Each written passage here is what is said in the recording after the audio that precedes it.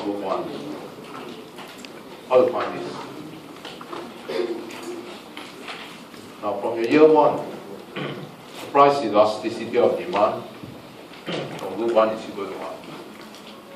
How demand responds to the price of group 1. And then here comes the price to quantity ratio.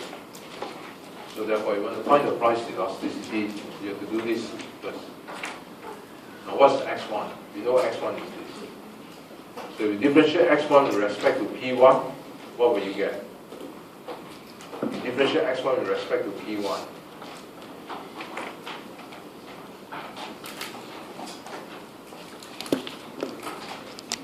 So you get, now this p1, if you bring it out here, you get this, right? So you differentiate with respect to p1. The minus comes down. That's why here is the minus sign. Here becomes p1 to the power of minus 2. p1 to the power of minus 2, that is this. Understand? That's all. So p1 is still p1. x1 is this. Here. Okay, so problem solved. From here, you can see your m and m cancel off. This p1 will go here. So p1 squared cancel off. This 3 divided by this 3 go away. So you're left with minus 1. Simple. Okay, so the price elasticity of demand is equal to minus 1. Alright, any questions? Elastic or inelastic? Unit elastic. Okay, so we are solved. Next.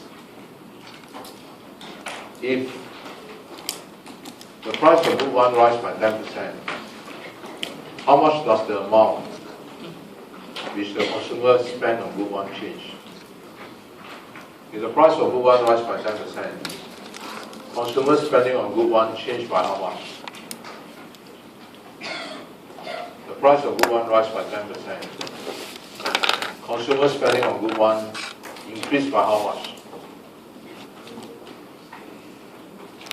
Well, for group 1 you have to pay 10% more. So the price rise by 10%. So therefore, spending on group 1 rise by how many percent? 10% or less. See, you used to buy group 1. The price of group 1 rise by 10%. And so your spending on group 1 will rise by how many percent? No percent. Why no percent? This is a Cobb-Douglas utility function. That's why I just show you. From here, this is your demand for group 1. Right, and so what did I show you? Now from here, this equation, you can check for yourself. You bring P1 here, you bring M here. So you bring the P1 and M here, you get this. See? This Cobb-Douglas consumer, his total spending on group 1 in relation to his income is 1/3. Constant. This thing cannot change. And so therefore, if this number cannot change, something is wrong. Because when the price of group 1 rises by 10%, am I right? In mathematics, if this thing go up, this thing should go up. But because this thing cannot go up, why? Because price rise, quantity demanded fall. Now given that this thing cannot go up, that means this must fall by the same proportion.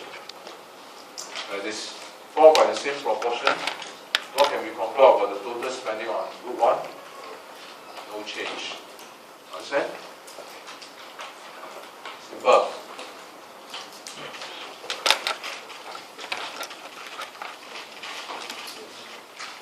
Okay, any questions?